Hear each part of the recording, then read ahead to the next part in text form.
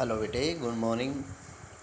Today we are discussing about your next chapter, The Enemy, written by Paul S. Buck. First of all, introduction of the chapter. It is the time of the World War. An American prisoner of war is vast ashore in a dying state and is found at the doorstep of Japanese doctor. Should have saved him as a doctor or hand him over to the army as a patriot. Here the story is set during the Second World War. A Japanese doctor finds an American prisoner of war at his doorstep. He is in a dilemma that being a doctor, should he save the wounded man or being a Japanese, should he hand over the enemy to the army. Okay, and then little bit introduction about your author. Farl Sandersticker Buck was born in 1892 and died in 1973. Was an American writer and novelist. She had a Chinese name, Sai Zhenju, as she spent her childhood in China, being the daughter, being the daughter of missionaries. She was awarded the Pulitzer Prize in 1932 and a Nobel Prize in Literature in the year 1938.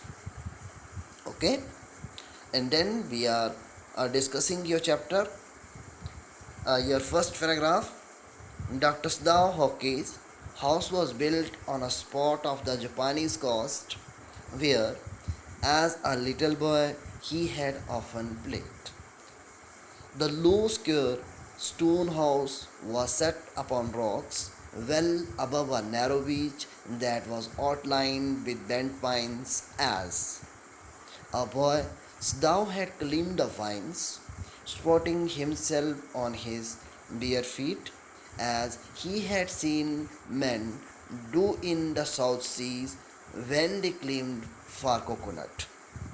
His father had taken him often to the island of those seas, and never had he failed to say to the little brave boy at his side, "Those islands yonder means at some distance in the direction pointed at, they are the stepping stone to the future for Japan. Where shall we step from them?" Thou had asked seriously. We knew his father had answered, "Who can limit our future? It depends on what we make it." Okay, a little bit introduction and then explanation of this paragraph.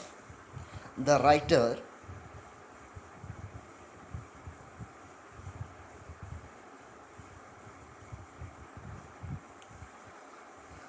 the writer introduced the main character of the story, Dr. Sadao Hockey. Dr. Sadao house was situated in the coast of Japan. He had been living there since his childhood. The house had a low height and was made of stone.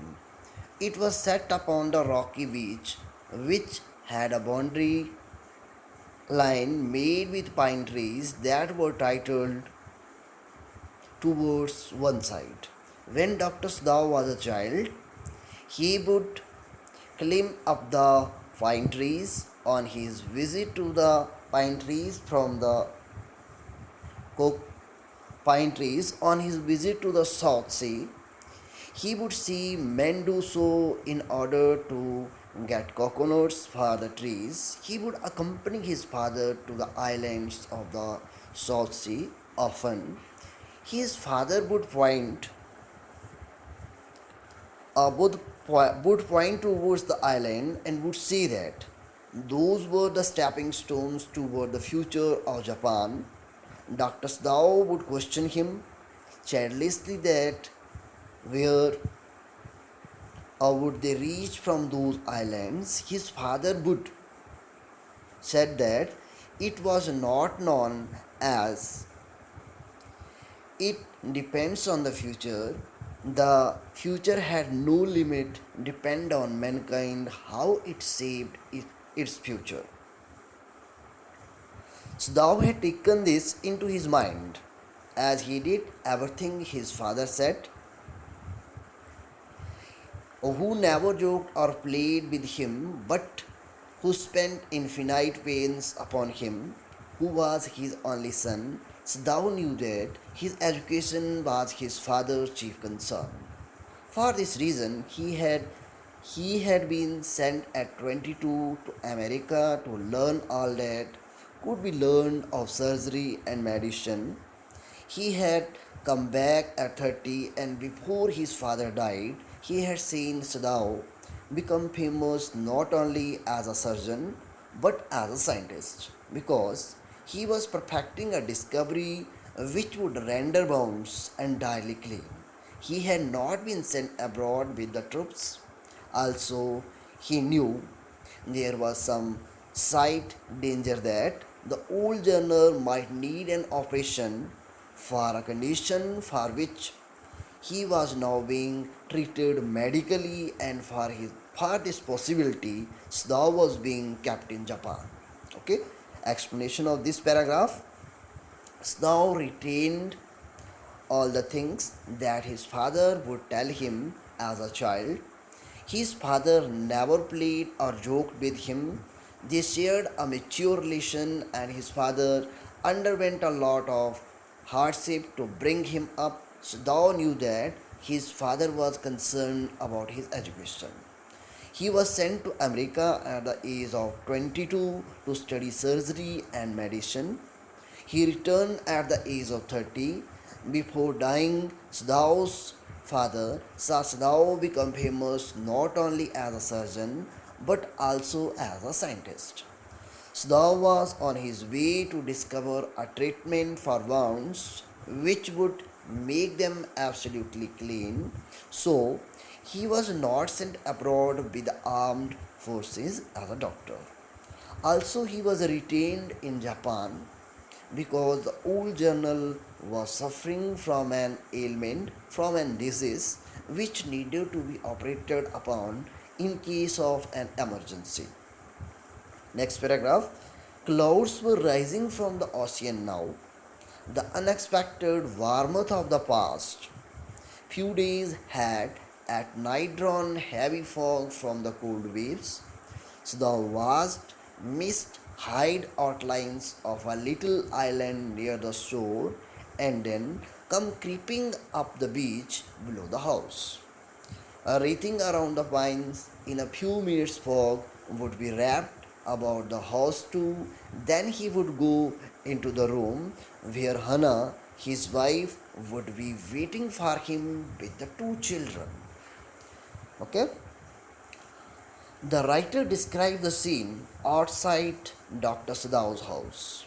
As the days were unusually warm and the sea waves were cold, the night became foggy. Dr. Sadao saw the boundary of the nearby island became invisible gradually.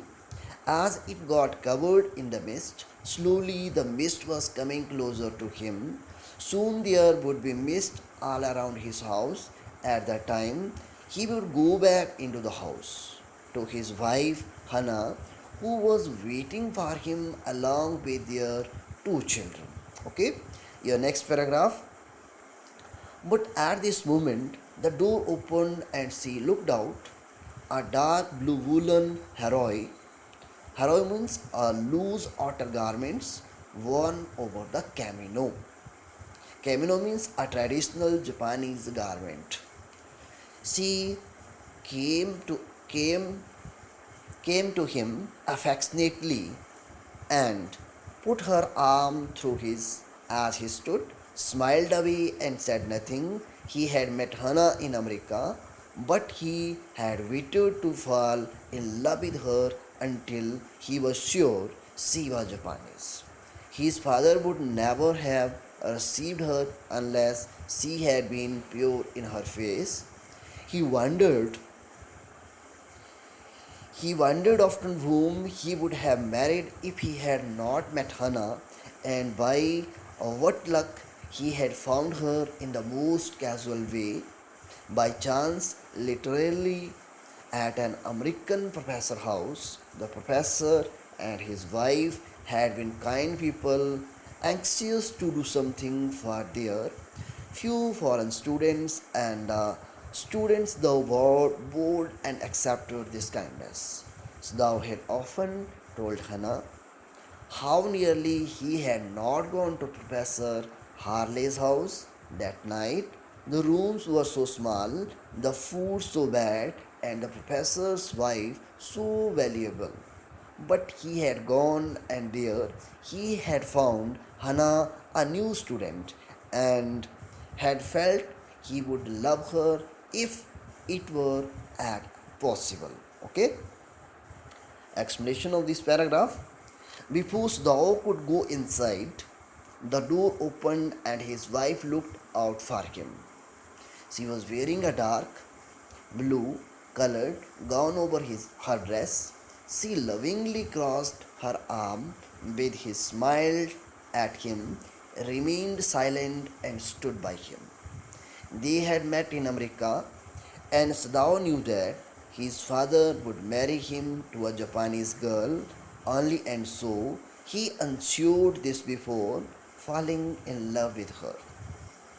Sadao considered himself to be lucky to have accidentally met her at an American professor's house. He thought that the professor and his wife were kind as they were keen to help foreign students.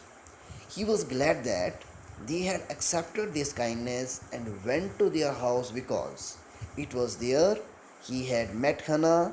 Sadao would often tell Hannah that it was a mere coincidence that he went to the professor's house that night, as the room in his house was small, the food was not good, and the professor's house was very talkative. Professor's wife was very talkative. If he had not gone there that night, he would not have met Hannah. At that time, Hannah was a new student. Thou had thought that he would love her if at all it would be possible for him. Okay, student, today's lecture finished. I hope you should all understand this chapter. Okay, thank you. Have a nice day.